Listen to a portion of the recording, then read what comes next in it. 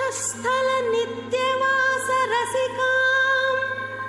तत्क्षान्ति संवर्धिनी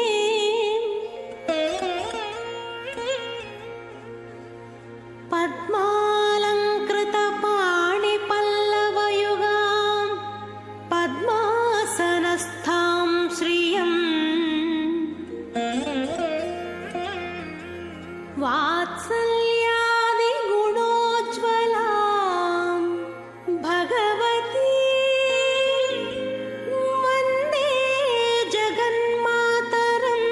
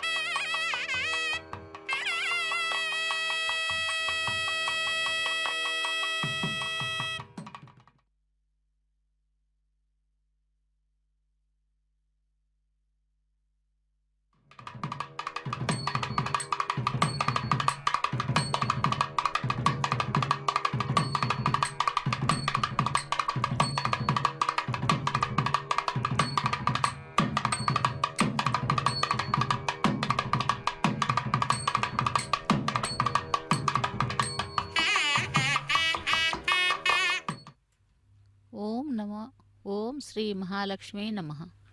या देवी सर्वभूतेषु पुष्टिरूपिणे समस्थिता नमस्तस्यै नमस्तस्यै नमस्तस्यै नमो नमः। या देवी सर्वभूतेषु लक्ष्मीरूपिणे समस्थिता நமஸ்தஸ்ஸை நமஸ்தஸ்ஸை நமஸ்தஸ்ஸை நமோ நமஹ என்று அந்த திருச்சானூர் பத்மாவதி தாயாரை செவித்துக்கொண்டு இன்றைய கல்யாண உற்சவத்திற்காக பக்தர்களை வரவேற்பது திருமதியே அருணா. பாஞ்சராத்திராகம விதிமுறைப்படி ஆரம்பமாகும் திருக்கல்யாண மகோத்சவத்திலே விஸ்வக்சேன் ஆராதனை சுத்தி புண்ணிய வாசனத்துடன் மங்கள வாத்தியங்கள் வேத மந்திரங்களுடன் ஆரம்பமாகிறது. தாயாரையும் எம்பெருமானையும் செவித்துக்கொண்டு இப்பொழுது இந்த கல்யாண உற்சவத்தை நேரடி ஒளிபரப்பில் வீட்சிக்கலாம். பத்மாவதி தாயார் இங்கே எப்படி ஆவிர்பவித்தாள் என்று பார்க்கும் பொழுது மகாவிஷ்ணு மகாலட்சுமி இருவரும் வைகுண்டத்திலே வைகுண்டத்திலே இருக்கும் பொழுது பிருகு மகரிஷி கைலாசமும் பிரம்மலோகமும் சென்று அவமானப்பட்டு இங்கே வந்து அந்த எம்பெருமானை செவிப்பதற்காக வரும்பொழுது அவர்கள் இருவரும் சல்லாப கலைகளிலே ஈடுபட்டிருக்கும் பொழுது இவரை கவனிக்கவில்லை. ஆகவே அவருக்கு கோபம் வந்து தன்னுடைய காலால் எம்பெருமானுடைய வக்ஷஸ்தலத்தை எட்டி உதைக்கும் பொழுது அதை பார்த்த அந்த மகாலட்சுமியானவள் கோபம் கொண்டு நான் நிரந்தரமாக நித்தியவாசம் இருக்கும் இந்த வக்ஷஸ்தலத்தின் மீது அந்த எம்பெருமானை அவமரியாதையாக காலால் எட்டி உதைத்த பிருகு மகர்ஷிக்கு நான் தண்டனை கொடுப்பேன் அல்லது நீங்களாவது கொடுங்கள் என்று கேட்க எம்பெருமான் இது காரண காரியம் என்று தெரியாமல் இருக்காது மகாலட்சுமி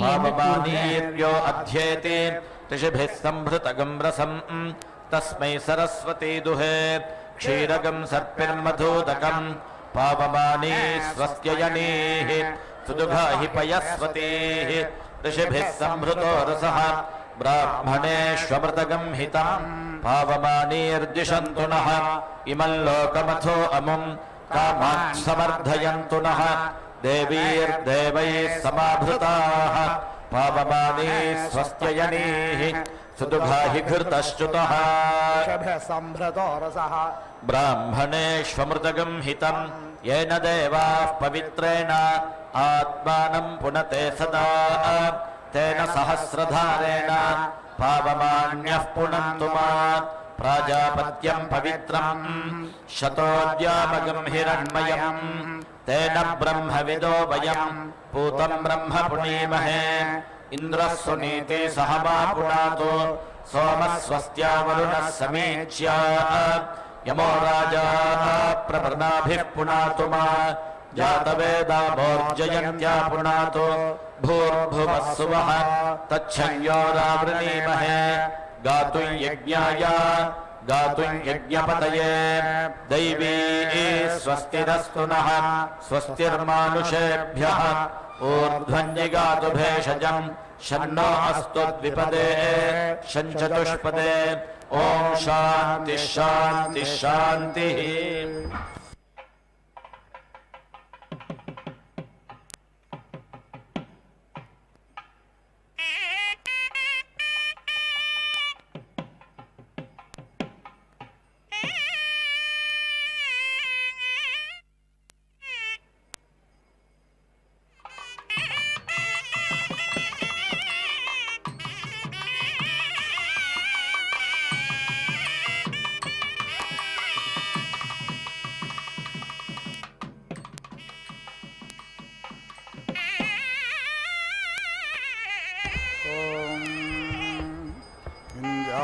प्रथमं मनस्तत्त्वाय सविता धियाः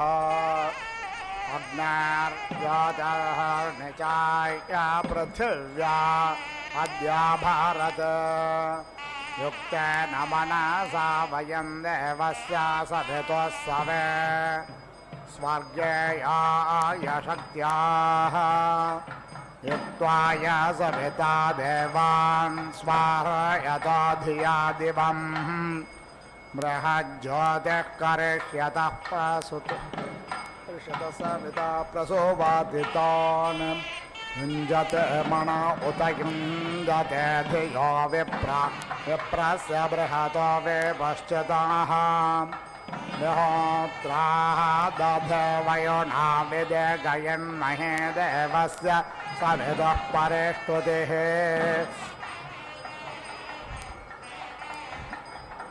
वां ब्रह्मा पूर्व्यन्नमोऽभ्यर्विश्लोकायतपथ्ये एव सूरेः शन्वन्दो विश्वे अमृतस्य पुत्रा आयेधामानि दिव्यानि तस्थुः यस्य प्रयाणमन्वन्ययद्ययोर्देवा देवस्य महिमानमोजसा यः पार्थिवानि विममे सयत सौरजाग्रसे देवः सवितामाहित्वना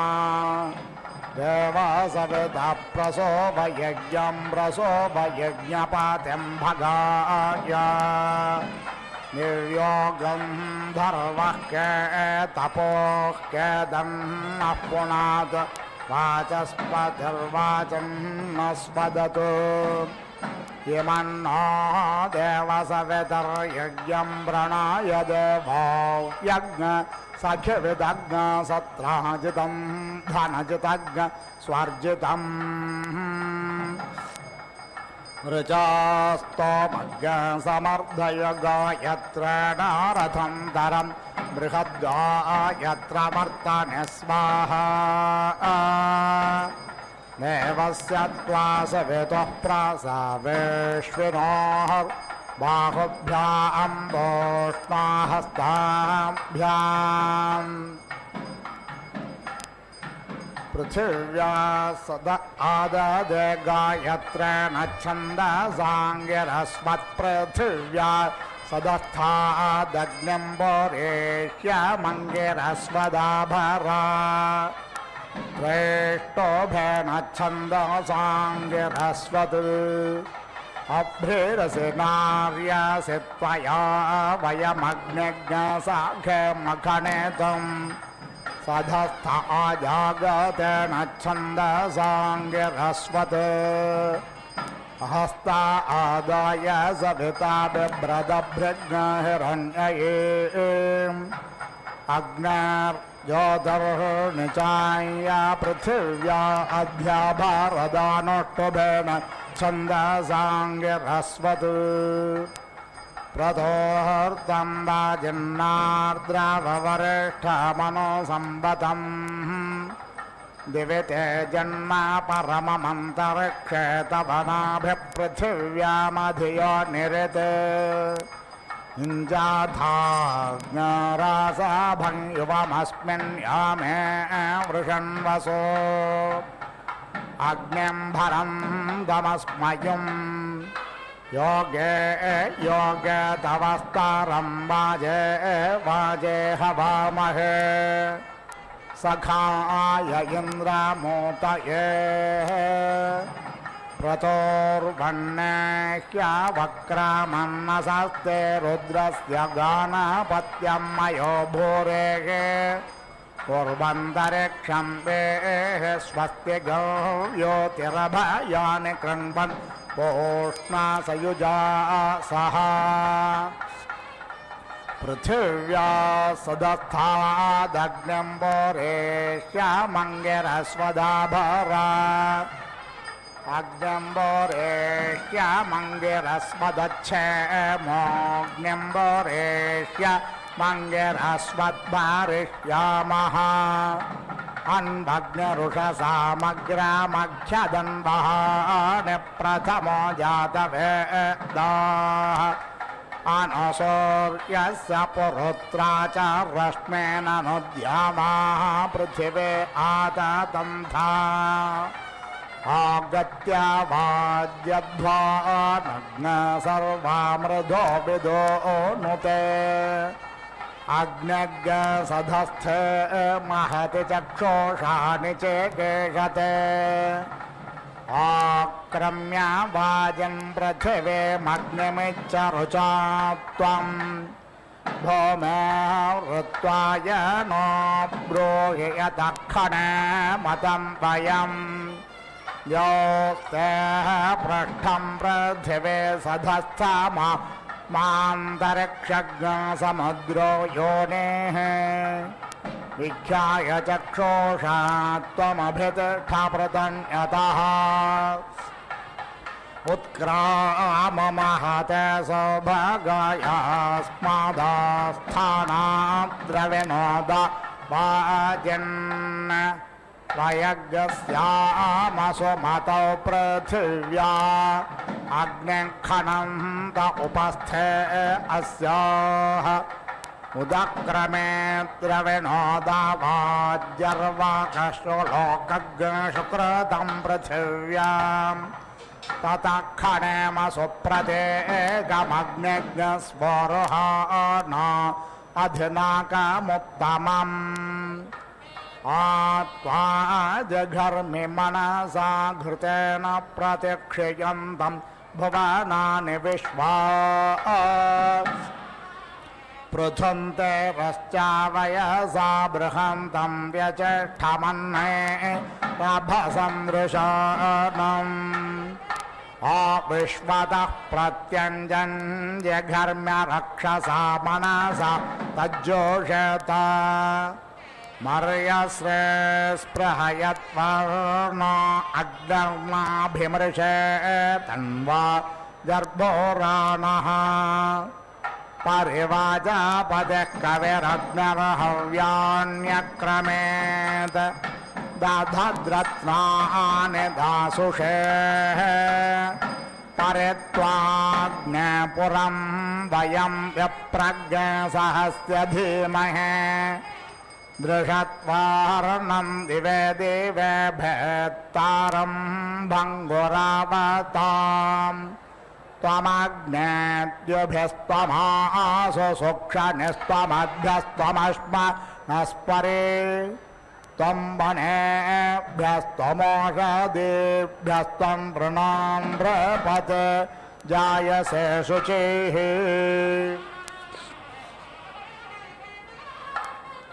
देवस्य त्वा सवितुः प्रासावेश्विनोर् बाहुभ्यां पोष्णाहस्ताभ्यां पृथिव्या सदस्थादग्निम्बोरेष्य मङ्गिरस्वत्खानामि ज्योतिष्मन्दं वाग्ने सुप्रदेगमजस्रेण भानुना दीप्यतम्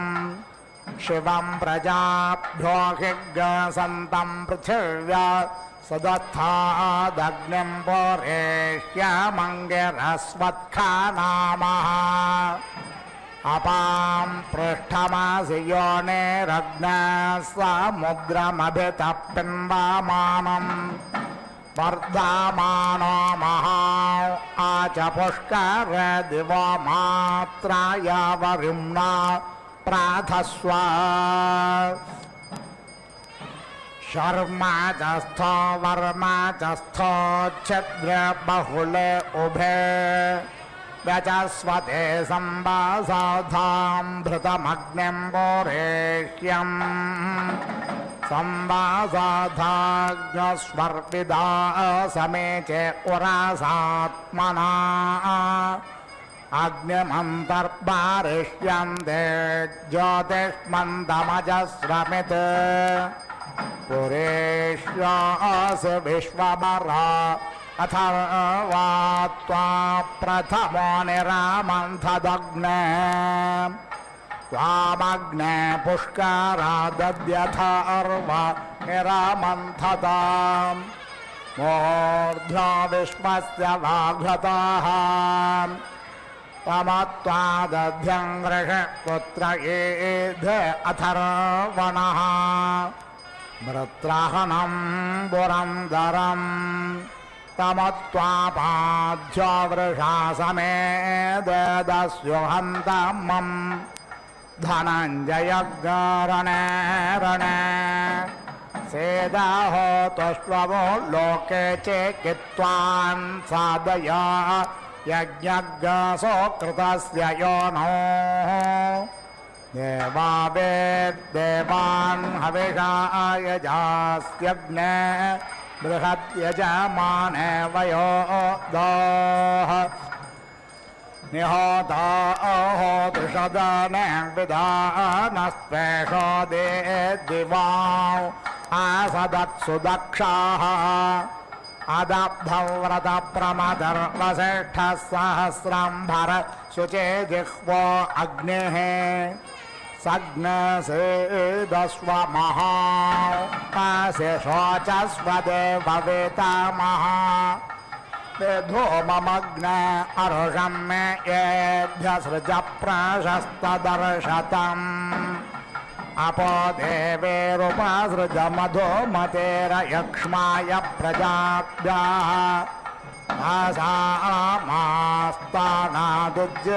आसामास्तानादुज्जेहतामोषदय स्वपिप्पलाः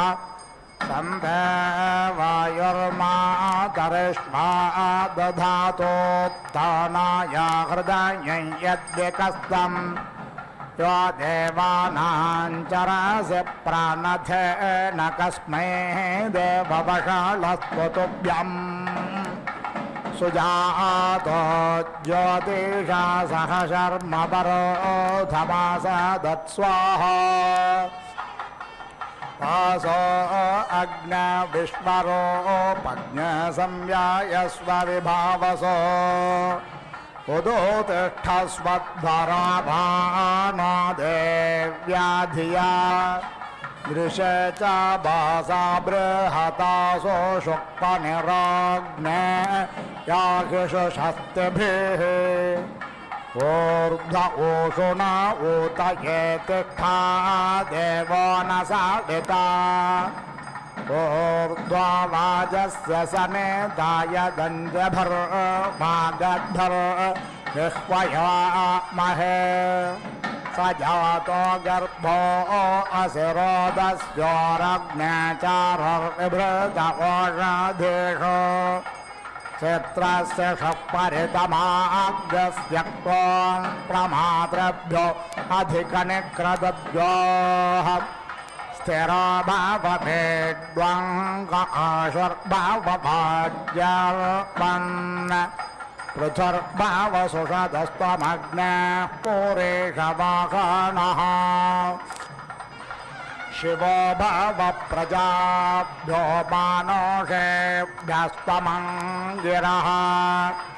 मात्यावा पृथिवे अभिशोचेर्मोऽन्तरिक्षं मा वनस्पतीन् प्रैतो वाचे कनक्रदुन्नानादद्रास भस्पत्वा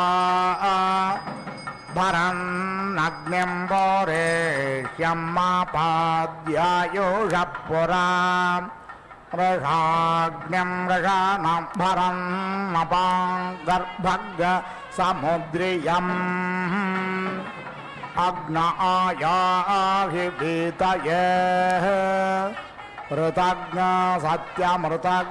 सत्यमग्निं वोरेष्य मङ्गिरस्मद्भारामः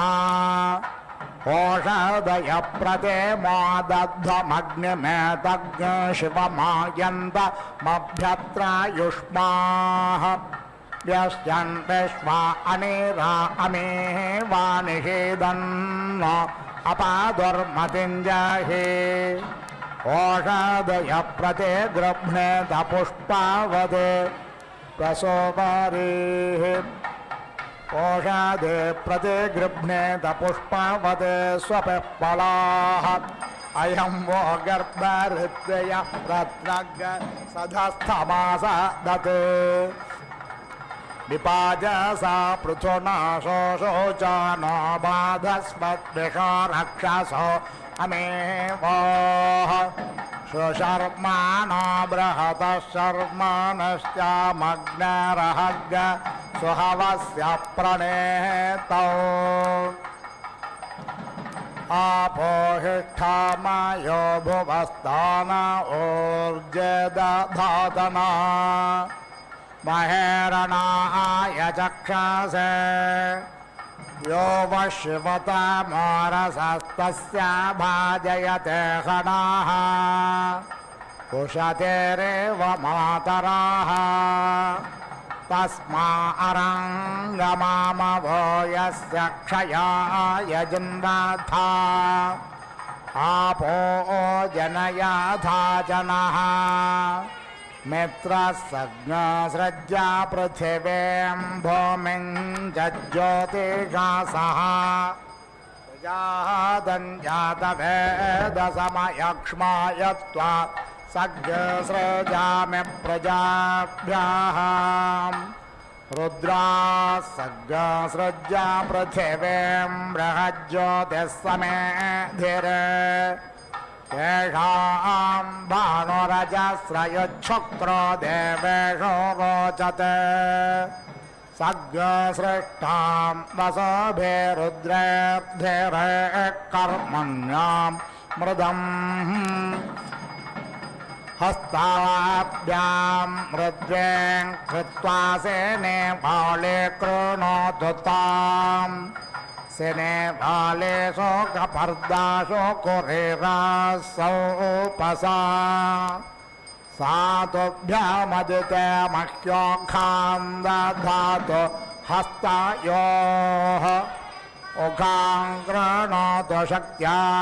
बाहुभ्यामदितिर्धिया माता पुत्रं यथोपस्थे साग्निं बिभर्तु गर्भा मखस्य शिरो शिवसा वस्त्वा कृण्वन्तु गायत्रेण छन्दसाङ्गिरस्वत् ध्रुवासि पृथिव्यासि धारयामय प्रजाग्राय स्पोषं गौपत्यज्ञ सुवीर्यज्ञ सजातान्यजमानाय रुद्रास्त्वा क्रण्वन्तत्रैष्टोभेनच्छन्दसाङ्गिरस्वत् ध्रुवास्यन्तरिक्षमसि धारयामय प्रजाग्राय स्पोषं गौपत्यज्ञ सुवीर्यज्ञ सजातान्यजमानाय आदित्यास्त्वा कृण्वन्तो जागतेन छन्दसाङ्गिरस्वत् ध्रुवासिद्यौरसि धारयामय प्रजाग्राय स्पोषं गौपत्यज्ञ सुवीर्यज्ञ सजातान्यजमानाय विश्वेत्वा देवा वैश्वानराः क्रन्वन्त्वानुष्ठुभेन छन्दासाङ्गिरस्वध्रुवासे दिशोऽसि धारयामय प्रजाज्ञराय स्पोषं गौपत्यज्ञ सुवीर्यज्ञ सजातान्यजमानाय आदित्यैरास्नास्य देदिष्टे बिलं गृभ्रातो कृत्वा यसामहे मुखां मृण्मये योने मग्नये पुत्रेभ्यः प्रायच्छददेति श्रपयानिति वसावस्त्वाधूपयन्तो गायत्रेण छन्दासाङ्गिरस्वद्रुद्रास्त्वाधूपयन्तो त्रेष्टोभेन छन्दासाङ्गिरस्वत् आदित्यास्त्वाधूपयन्तो जागतेन छन्दासाङ्गिरस्वत् विश्वे त्वा देवा वैश्वानराधोपयन्त्वानुष्टुभेन छन्दासाङ्गिरस्वत् इन्द्रस्त्वाधूपयतु वरुणस्त्वाधूपयतु विष्णुस्त्वाधूपयतु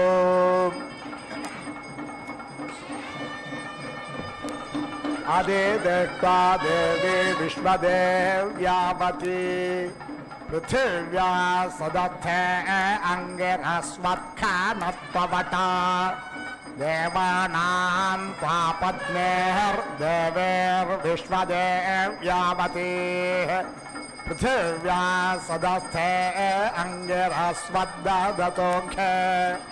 धिषणास्त्वा देवेर्विश्वदेव्यावती पृथिव्या सदस्थे अङ्गिरस्वदभिन्दधामुखे वरोत्रेष्ट्वा देवेर्विश्वदेव्यावती पृथिव्या सदस्थे अङ्गिरस्वच्छ्रापयन्तोऽखे दिनास्त्वा देवेर्विश्वदेव्यावती पृथिव्या सदस्थे अङ्गिरस्वत्पाचन्तोऽखे जनायस्त्वाच्छिन्नपत्रा देवेर्विश्वदेव्यावती पृथिव्या सदस्थे अङ्गिरस्वत्पाचन्तोऽखे मित्रस्य जर्गणे धृतो वो देवस्य सानसे द्युम्नं चित्रश्रावस्तमम् देवस्त्वा सवितोत्तापतु सोपाने स्वं गुरे स्वबाहु कृतशक्त्या अव्यथमाना पृथिव्यामाशा दिशा प्रणा उत्थाय बृहते भवोदोदष्टध्रुवात्वम् मित्रैतान्त उखां परे दधाम्यभित्या येषामाभेदि वसावस्त्वाच्छन्दं त्वगायत्र न छन्दसाङ्गिरस्वद्रुद्रास्त्वाच्छन्दं त्रेष्टोभेन छन्दसाङ्गिरस्वत् आदित्यास्त्वाच्छन्दन्तो जागतेन छन्दसाङ्गिरस्वत् विश्वे त्वा देवा वैश्वानरा आच्छन्दन्त्वानुष्टुभेन छन्दसाङ्गिरस्वत् आगोदिमग्निं प्रयुजज्ञ स्वाहा मनो मेदामग्निं प्रयुजज्ञ स्वाहा चित्तं विज्ञातमग्निं प्रयुजज्ञ स्वाहा मनो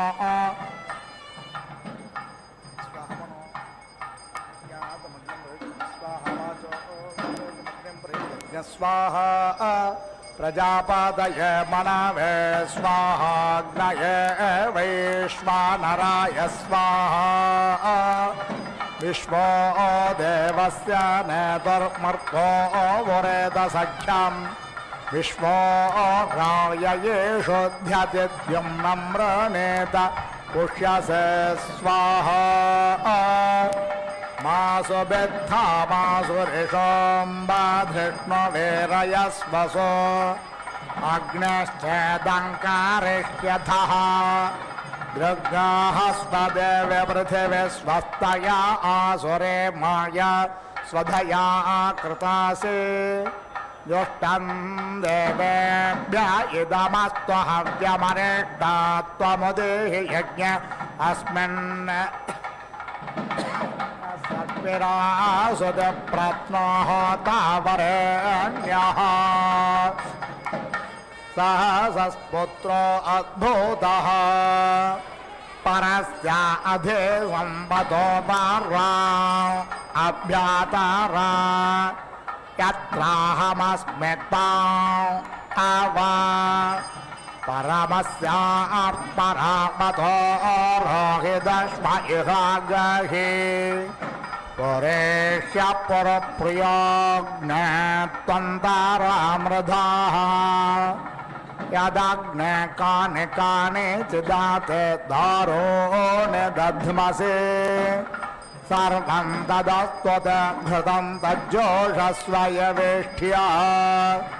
यदत्योपजिह्वे कायत्वम्राति सर्पदे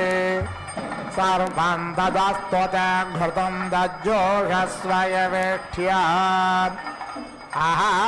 आहारहरप्रायावं भरन्तोष्वाय वतिष्ठत् घोषमस्मै वायस्पोषेण समिषामदन्तोऽग्नेमाते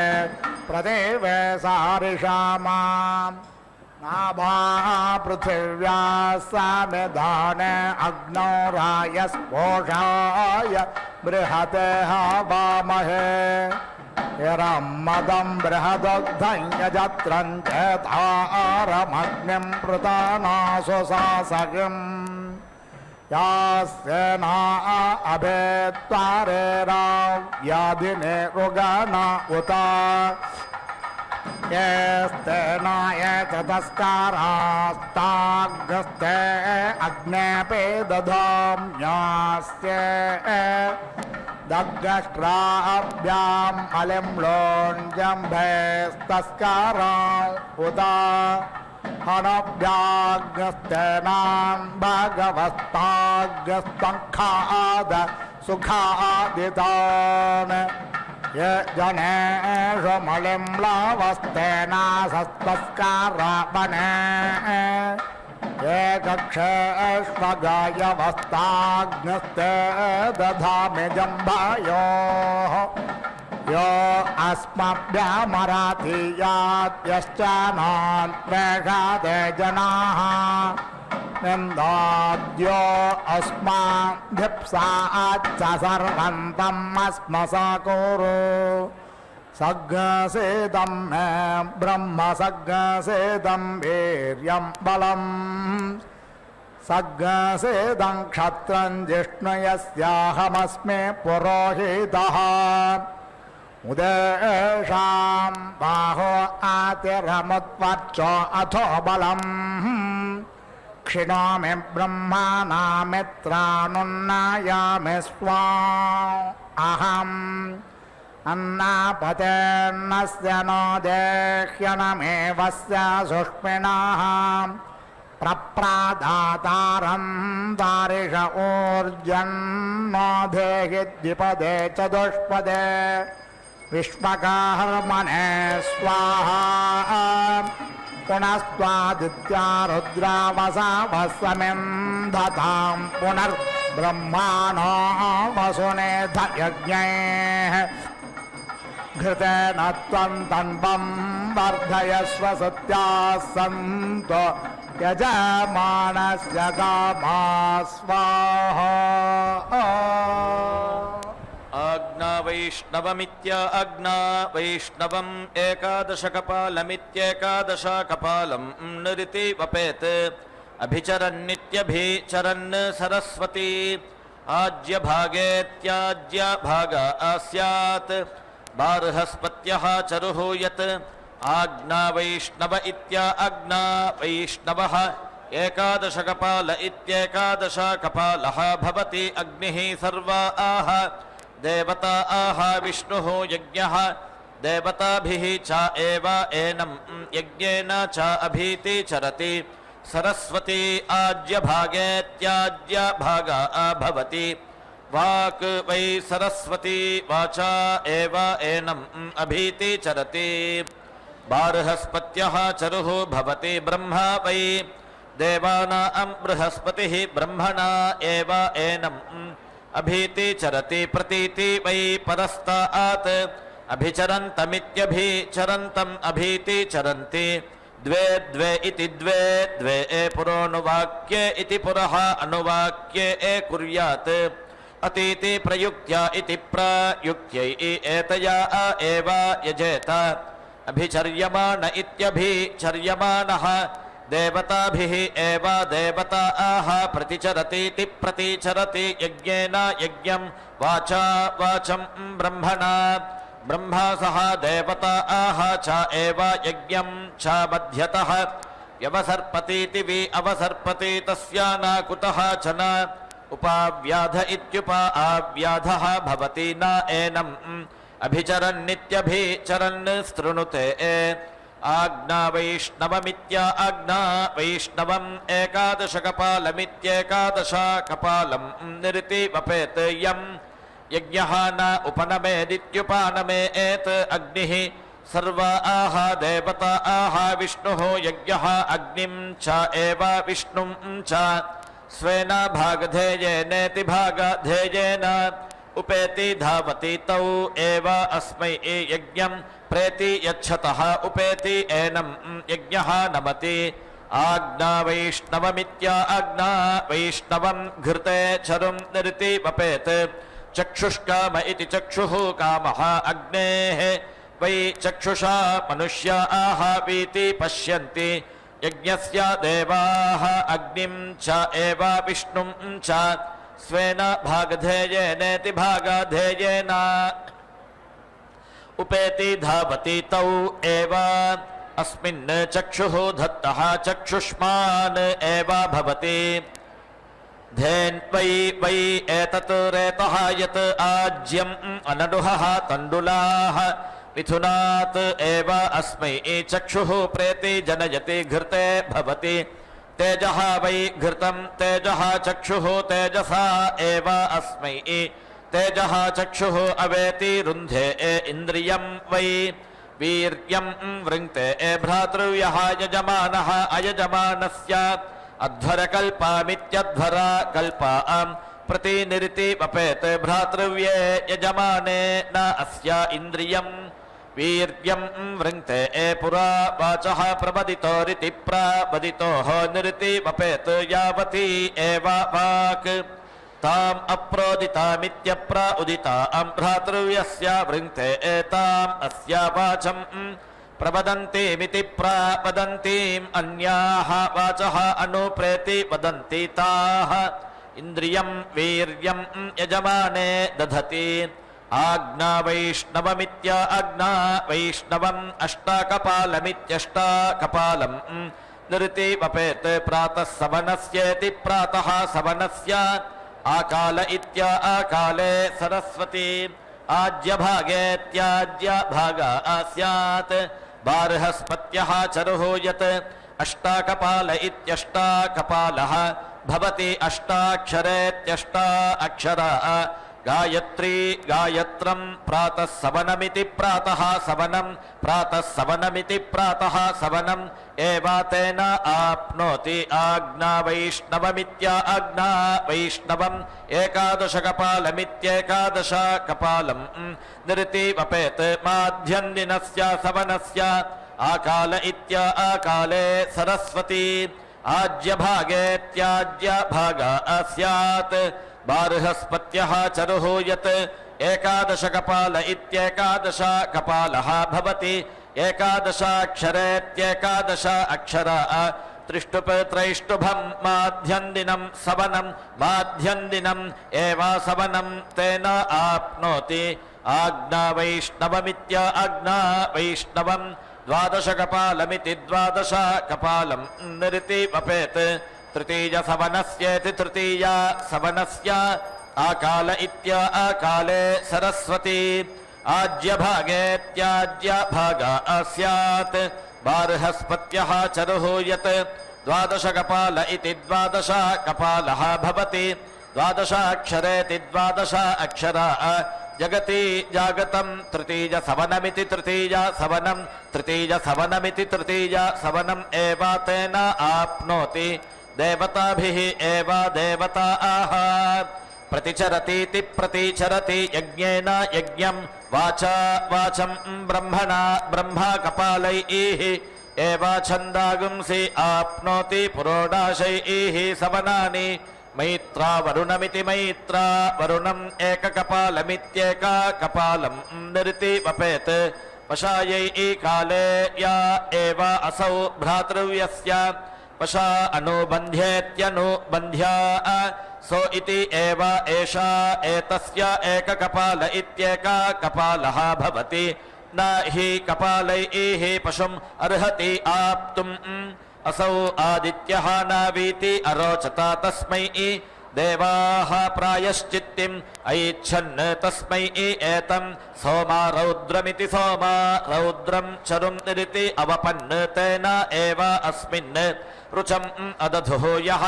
ब्रह्मवर्चस काम इति ब्रह्मवर्चसा कामः स्यात् तस्मै एतं सोमा रौद्रमिति सोमा रौद्रं चरुं निरिति वपेत् सोमं च एव रुद्रं च स्वेन भागधेयेनेति भागधेयेन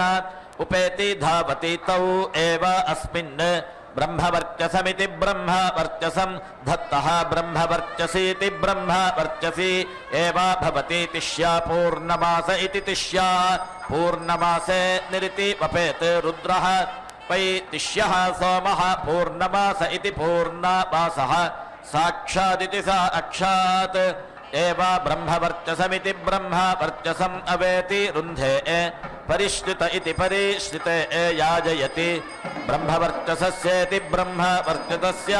परिगृहीत्या इति परिगृहीत्यै श्वेतायै श्वेतवत्साया इति श्वेतवत्सायै दुग्धं मथितम् आज्यं भवति आज्यं प्रोक्षणमिति प्रोक्षणम् आज्येन वार्जयन्ते यावत् एव ब्रह्मवर्चसमिति ब्रह्मवर्चसं तत् सर्वं करोति अतीति ब्रह्मवर्चसमिति ब्रह्मवर्चसं क्रियते इति ஓம் ஸ்ரீ மகாலட்சுமியை நமஹ. பத்மாவதி தாயாராக இங்கே கொலுவீற்றிருக்கும் அவளுடைய திருக்கல்யாண மகோத்சவத்திலே இதோ அக்னி பிரதிஷ்டை ஹோமத்தை முடித்துக்கொண்டு மகா சங்கல்பம் கன்னியாதானம் ஆகியவற்றையும் செய்து இதோ மாங்கல்ய பூஜை செய்து கொண்டிருக்கிறார் அர்ச்சக சுவாமி. அந்த பிருகு மகர்ஷியின் செயலால் வைகுண்டத்தை விட்டு அந்த தாயாரானவள் மகாலட்சுமியானவள் திரும்பவும் கொல்லாப்பூர் சென்று விட்டாள். அந்த மகாலட்சுமி வைகுண்டத்தை விட்டு சென்ற பிறகு மகா விஷ்ணு மிகவும் கவலைக்கிடமாக இருந்து அந்த வைகுண்டம் வீட்டிலே இல்லத்தரசி இல்லாத போல் எப்படி இருக்கிறதோ அப்படி இருந்ததாம். ஆக லக்ஷ்மி இல்லாத வைகுண்டத்திலே நான் ஸ்ரீ மகாவிஷ்ணுவின் நிலைமை எப்படி எனக்கு சந்தோஷமாக இருக்க முடியும், துக்கமாக மாறிவிட்டது என்று கூறுகிறார். ஒவ்வொரு நொடியும் அவருடைய மனதிலே நிராசை வெளிப்பட்டு ஏகாந்தமாக இருந்து விட்டார். தீவிரமான விரக தாபத்துடன் கவலைப்பட்டு கொண்டிருக்கும் அந்த விஷ்ணு பகவான் லக்ஷ்மி தேவியை தேடி கண்டுபிடித்து திரும்பவும் அழைத்து வர சங்கல்பம் செய்து கொண்டார். அவ்வளவுதான். லக்ஷ்மி லக்ஷ்மி என்று ஒரு வெறியுடன் கூறிக்கொண்டு வைகுண்டத்தை விட்டு லக்ஷ்மி தேவி நடந்து சென்ற அந்த பூலோகத்திற்கு புறப்பட்டார். அவளுக்காக அனைத்து இடங்களிலும் தேடினார். தேடி தேடி கிடைக்காமல் மனம் நொந்து விட்டார், சோர்ந்து விட்டார். ஆனாலும் அவளுடைய இருப்பிடம் கண்டுபிடிக்க முடியவில்லை. லக்ஷ்மி தேவி இல்லாமல்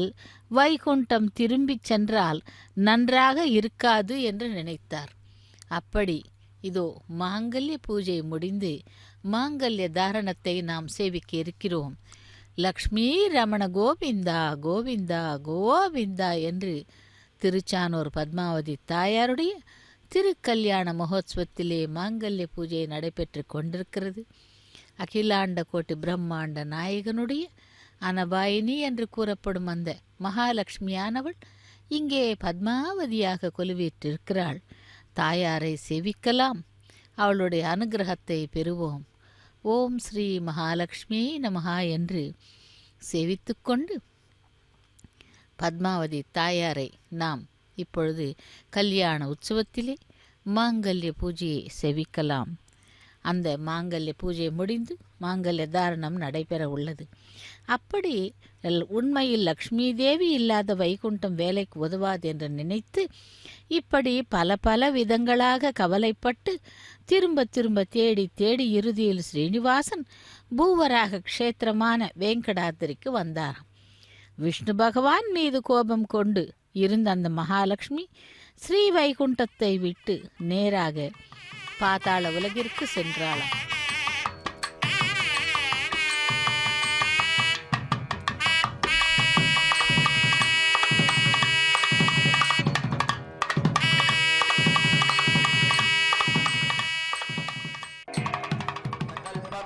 उपकल्पमानमुपक्लृप्तं क्लृप्तं श्रेयो वसीय आयत्सम्भोतं चित्रकेतुः प्रभान् सम्भान् ज्योतिष्मागस्तेजस्वानातमग्यस्तपन्नभितपन् रोचतो रोचमानः शोभनः शोभमानः कल्याणः.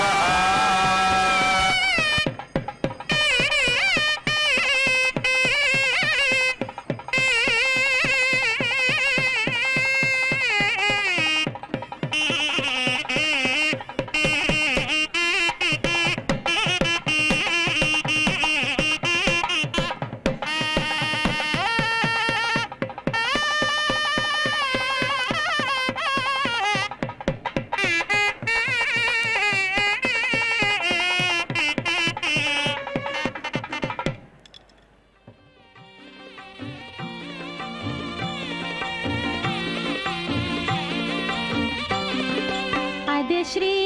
వెంకటపతి అలమేలు మంగయును కదిసియున్నారు తమకమున పెండ్లికిని. అదే శ్రీ వెంకటపతి అలమేలు మంగయును కదిసియున్నారు తమకమున పెండ్లికిని.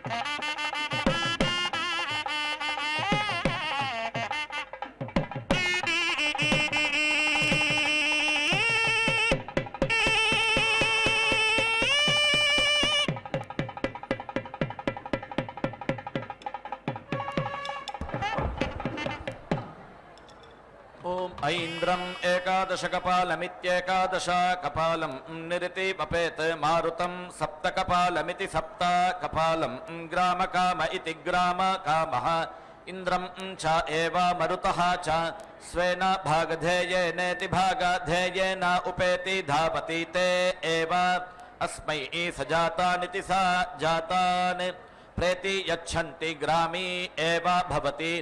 आहवनीय इत्य आहवनीये ऐन्द्रम् अधीति श्रयति गार्हपत्य इति गार्हपत्ये मारुतम् पापवस्य सस्येति पापवस्य सस्य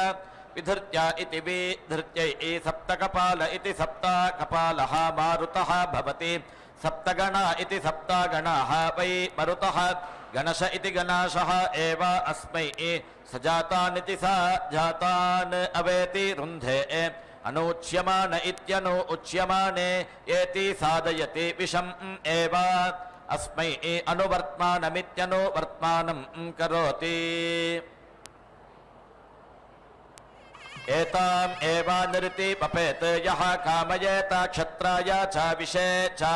समदमिति समदम् दध्याम् इति ऐन्द्रस्य अवद्यन्नित्यवाद्यन्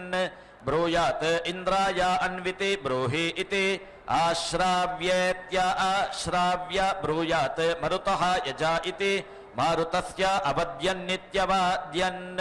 ब्रूयात् मरुद्भ्य इति मरुद्भ्यः अन्विति ब्रूहि इति आश्राव्येत्य आश्राव्य ब्रूयात् इन्द्रम् यजा इति स्वे एव एभ्यः भागधेय इति भागाधेये समदमिति समदम् दधाति पितृगम्हाणा इति पितृगम्हाणाः तिष्ठन्ति एताम् एव निरतिमपेत् यः कामयेत कल्पेरन् इति यथा देवतमिति यथा देवतम् अवदायेत्यवादाय यथा देवतमिति यथा देवतम् यजेत् भागधेयेनेति भागाधेयेन एव एनान् यथा यथमिति यथा यथम् कल्पयति कल्पन्ते एव ऐन्द्रम् एकादशकपालमित्येकादश कपालम् निरतिमपेत् वैश्वदेवमिति वैश्वदेवम् द्वादशकपालमिति द्वादश कपालम् ग्रामकाम इति ग्रामकामः इन्द्रम् च एव यो दीक्षामतिरेचयति सप्ताहं प्रचरन्ति सप्तवैशीर्षण्याः प्राणाः प्राणादीक्षा प्राणैरेव प्राणादीक्षामवरुन्धे पूर्णाहुतिमुत्तमाञ्जुहोति सर्वं वै पूर्णाहुतिः सर्वमेवाप्नोति अथो इयं वै पूर्णाहुतिः अस्यामेव प्रतिष्ठति ॐ नारायणाय विद्महे वासुदेवाय धीमहि तन्नो विष्णुः प्रचोदयात् स्वाहा ॐ महादेव्यै च विद्महे विष्णुपत्न्यै च धीमहि तन्नो लक्ष्मीः प्रचोदयात् स्वाहा